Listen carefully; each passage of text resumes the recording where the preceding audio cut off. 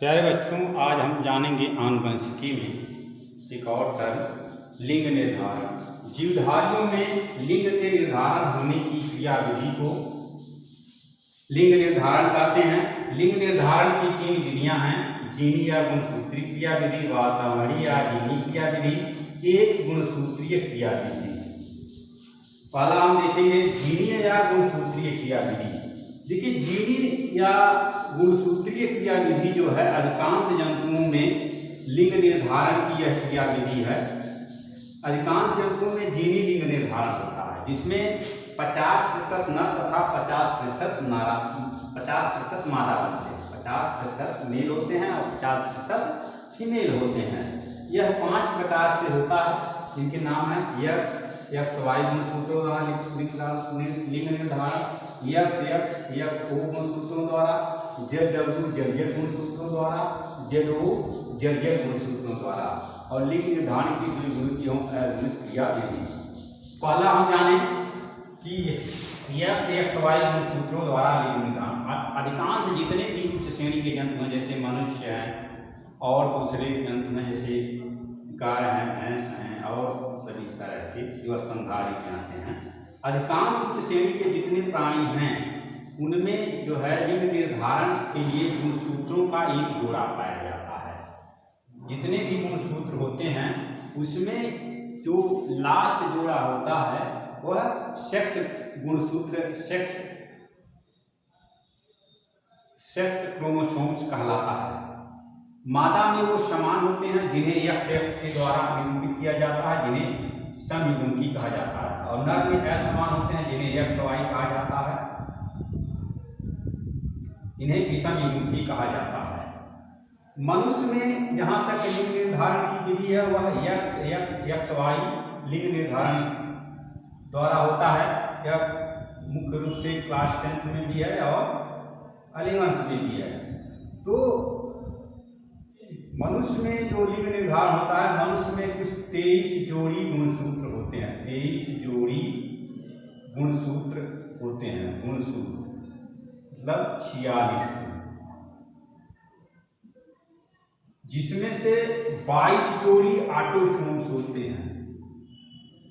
Autosomes होते हैं मतलब जो मनुष्य की कायिक कोशिकाएं हैं उसमें 23 जोड़ी कुल गुणसूत्र अर्थात 46 कुल गुणसूत्र होते हैं, जिसमें 22 जोड़ी अर्थात 44 ऑटोसोम्स होते हैं। और जो लास्ट जोड़ा होता है 23वां जोड़ा जो होता है वह सेक्स क्रोमोसोम्स कहलाता है। सेक्स क्रोमोसोम्स कहलाता है। यही लिंग निर्धारित करता है। जहां तक मेल की बात है, मेल में जो है 44 प्लस XY अर्थात जो लास्ट जोड़ा है वह विषमयुग्मी, क्योंकि इसमें जो होता है एक छोटा होता है जो Y द्वारा निरूपित होता है। एक लंबा जो छड़ाकार होता है वह X के द्वारा निरूपित किया जाता है, यह मेल में होता है। और 44 प्लस XX यह फीमेल में होता है। फीमेल में जो सेक्स क्रोमोसोम हैं 23वां जोड़ा वह समान होता है, जिन्हें XX के द्वारा निरूपित किया जाता है। देखें किस तरह से मनुष्य में मेल और फीमेल बनते हैं। ध्यान दें जैसे 44 प्लस XY ये हो गया मेल में, 44 प्लस XX ये हो गया फीमेल में, फीमेल स्त्री में अर्थात। अब जब इसमें अर्धसूत्री विभाजन होगा और स्पर्म बनेंगे तो 22 प्लस X, एक स्पर्म होगा, दूसरे स्पर्म में 22 प्लस Y होगा। और जो स्त्री में अंडाणु बनेंगे 22 प्लस X, एक ओवम बनेगा, दूसरा भी उसी तरह समान होगा 22 प्लस X। अब देखें कैसे इसमें मेल और फीमेल बन जाएंगे। ध्यान दें, बहुत आसान है। आप लोग देखें, यहाँ पर आपने ओवम को रखा, यहाँ स्पर्म को रखा, यहाँ 22 plus X, 22 plus Y, 22 plus X और 22 प्लस X आपने रखा। देखिए ये इस पर अगर इस अंडाणु को निषेचित करता है, देखिए 44 प्लस यक्स यक्स, अर्थात जो संतान होगी वो फीमेल होगी। अगर इस पर अगर इसको निषेचित करता है इस अंडाणु को, तो 44 प्लस यक्स यक्स, अर्थात ये भी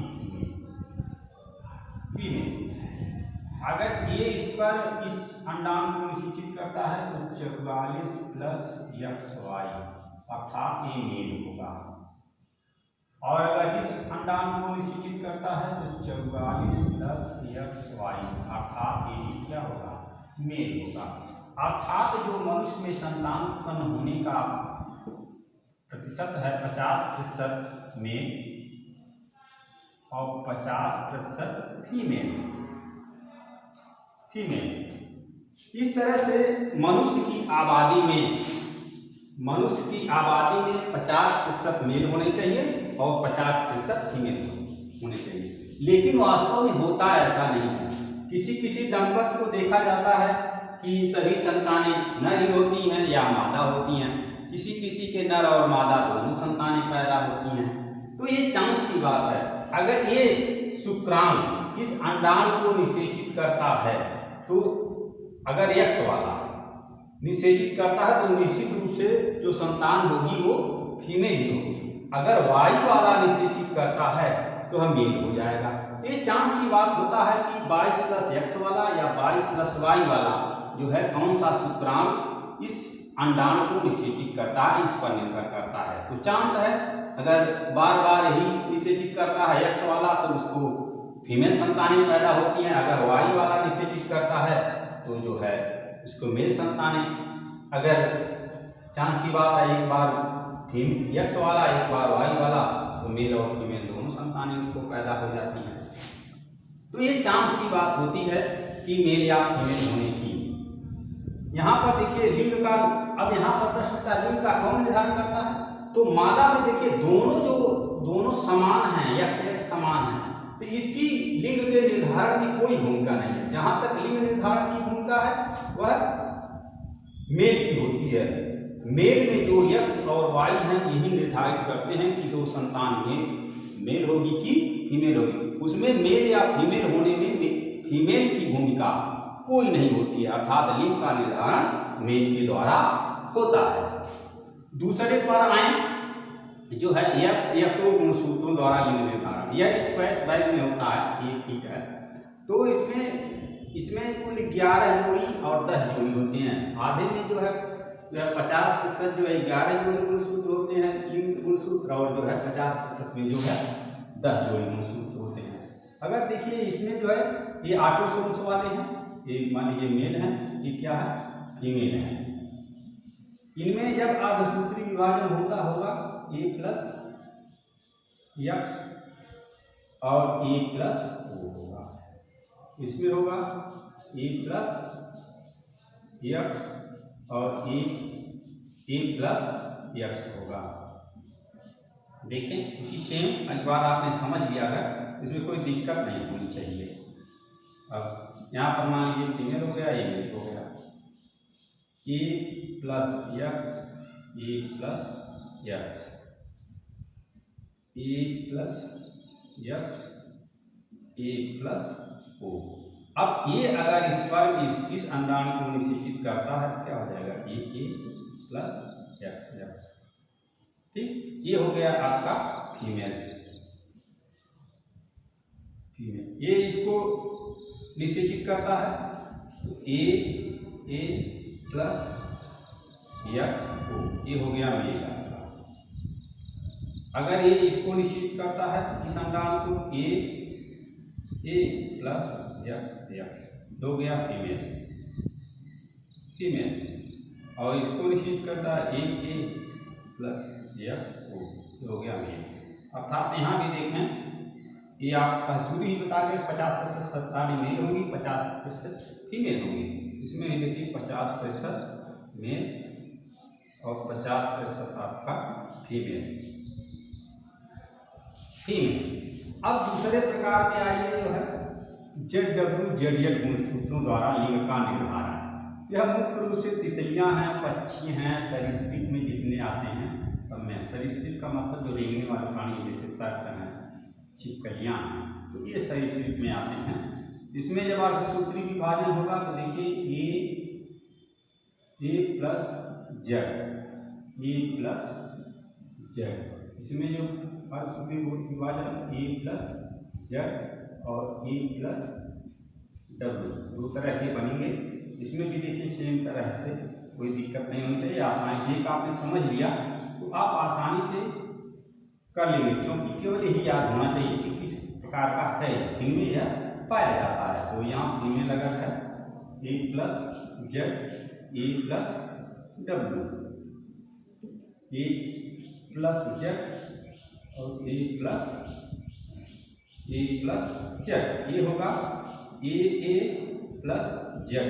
ये अगर इस पर इसको निश्चित करेगा तो बन जाएगा आपका ए मेल। अगर ये इसको निश्चित करेगा तो ए प्लस जेड, ये भी मेल होगा। 50% मेल हो गए। अब यहाँ देखिए इसका, अगर इसको निश्चित करेगा ए प्लस जेड डब्ल्यू, ये हो गया फीमेल। और ये आपका ये निश्चित करेगा ए प्लस जेड डब्ल्यू, ये भी हो गया आपका फीमेल। अर्थात यहाँ भी 50% मेल और 50% फीमेल। अब यहाँ पर आइए, दूसरा प्रकार है जेड गुणसूत्रों द्वारा लिंग निर्धारण। अब ये मान लीजिए ये जो है आपका, ये जो लिखा है आपको समस्या है, जो समान गुणसूत्र होते हैं, ठीक, लिंग गुणसूत्र ए है। ये हो गया आपका मेल, ये हो गया फीमेल। इसमें अर्धसूत्री विभाजन होगा ए प्लस जेड और ए प्लस जेड। इसमें गुणसूत्री विभाजन होगा ए प्लस जेड और ए प्लस ओ। आपका देखिए इस तरह से यहाँ पर देखिए, ध्यान दीजिए, आपका ये चेकर बोर्ड जब बनाएंगे तो आप आसानी से एक तरफ मेल की, एक तरफ फीमेल, ए प्लस जेड है और ए प्लस जेड है, ए प्लस जेड है, ए प्लस ओ है, ठीक। अब यहाँ पर देखिए ए अगर इसको निश्चित करेगा इस अंडार को, ए प्लस जेड, ये हो गया क्या, मेल हो गया, ठीक। ये इसको निश्चित करेगा ए प्लस जेड को, ये हो गया आपका फीमेल।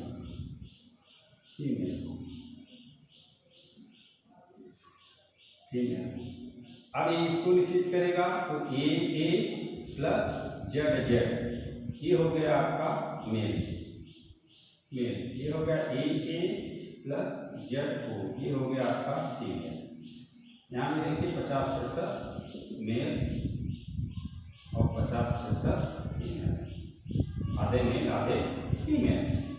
अब तीसरी जो विधि है लिंग निर्धारण की, द्विगुणित अम अगुणित क्रिया विधि। तो इसमें जो है मुख्य रूप से मधुमक्खी जो है, चींटियां हैं, इनमें अर्थात जिनमें कॉलोनी पाई जाती है। कॉलोनी अर्थात जैसे आपका घर होता है, एक मालिक होता है और कुछ वो सारे से काम करवाता, दूसरे काम करते हैं, सबके अलग अलग काम बटे होते हैं, मतलब श्रम डिवीजन होता है उसमें परिवार में। उसी तरह से इसमें मधुमक्खियों में देखिए उसको छत्ता निर्माण करने का काम होता है। जो रानी मक्खी होती है वो केवल अंडे देती है। श्रमिक होते हैं तो वे जो है छत्तों का निर्माण करते हैं। कुछ जो नर होते हैं वो केवल निषेचन का कार्य करते हैं और कुछ सैनिक होते हैं जो छत्तों की और रानी मधुमक्खी की सबकी सुरक्षा करते हैं। इस तरह से उसमें एक बहुत विस्तृत ही जो है एक फैमिली पाई जाती है जो सब उत्तरदायित्वों को निर्वहन करती है। तो इसमें जो है लिंग निर्धारण जो होता है, जो द्विगुणित रानियां होती हैं, 3 प्रकार का जीव होते हैं जिसमें द्विगुणित जो रानियां होती हैं वो निषेचन के थ्रू बनती हैं। इनमें जो ये जब यह जो है नर के द्वारा, स्पर्म के द्वारा फर्टिलाइज हो जाता है, निषेचित हो जाता है, तो उससे जो है निषेचित अंडाणु से भी बनते हैं, ये द्विगुणित रानियां। और द्विगुणित श्रमिक जो ये भी निषेचित अंडाणु से बनते हैं, लेकिन इनके जो ऑर्गन सिस्टम है, जो ऑर्गन सिस्टम है वो विकसित नहीं होते हैं, तो वे श्रमिक हो जाते हैं। और अगुणित ड्रोन जो होते हैं अनिषेचन से बनते हैं, अनिषेचन से बनते हैं। ये बिना निषेचित हुए ही जो बनते हैं वे अगुणित ड्रोन या नर होते हैं। जो अंडाणु से जो निकलते हैं मधुमक्खियां जो बिना निषेचित हुए वे ड्रोन या नर होते हैं। इस तरह से लिंग निर्धारण की द्विगुणित और अगुणित, ये देखिए दो गुणित हो गया, यह अगुणित हो गया, इसमें ड्रोन या नर में। इस तरह से 3 तरह के जीन्स इसमें पाए जाते हैं जो मधुमक्खियों में मुख्य रूप से होता है। इस तरह से पहला आपका जो था कि जीवधारियों में जो है लिंग निर्धारण का गुणसूत्रीय सिद्धांत, तो इसमें पहला था आपका XY गुणसूत्रों द्वारा, जिसमें मनुष्य का आपने देखा कि मनुष्य में किस तरह से मेल और फीमेल बन जाते हैं। आप देखते हैं कभी कभी स्त्रियों का ही दोष दिया जाता है, वास्तव में स्त्रियों का लिंग निर्धारण में कोई भूमिका नहीं होती है, केवल नर की भूमिका होती है, यहाँ से स्पष्ट है। यहाँ पर देखिए स्क्वैश वर्ग में जो दूसरा XXO द्वारा स्क्वैश वर्ग में होता है, जिसमें 10 जोड़ी जो है 50% जोड़ी जो लिंग गुणसूत्र होते हैं, इसमें 50-10 जोड़ी होती हैं और 50% में जो है 11 जोड़ी होती हैं। उसी तरह इतनी मात और सरीसृपों में जो लिंग निर्धारण का जेड प्रकार का होता है, जो इसमें भी आपने देखा। और जेडो और जेड में इसमें तितली और मात में यही विधि पाई जाती है जो जेडो जेड गुणसूत्रों द्वारा होता है। और लिंग निर्धारण की द्विगुणित और अगुणित क्रिया विधि, जैसा कि आपने मधुमक्खियों में बताया कि जो निषेचित अंडों से बनती हैं वो द्विगुणित रानियां होती हैं, निषेचित अंडों से बनती हैं, लेकिन उनके ऑर्गन सिस्टम मतलब जो सेक्स ऑर्गन सिस्टम है वो विकसित नहीं होते, वे श्रमिक होते हैं। और जो बिना जो है निषेचित हुए बनते हैं वे ड्रोन या नर होते हैं। वातावरण से भी जो है दूसरा जो प्रकार है, वातावरण से भी जो है लिंगों का लिंग का निर्धारण होता है, और एक गुणसूत्री द्वारा भी लिंग का निर्धारण होता है। इस तरह से जीवधारियों में लिंग निर्धारण की क्रिया विधि को आपको आज स्पष्ट किया।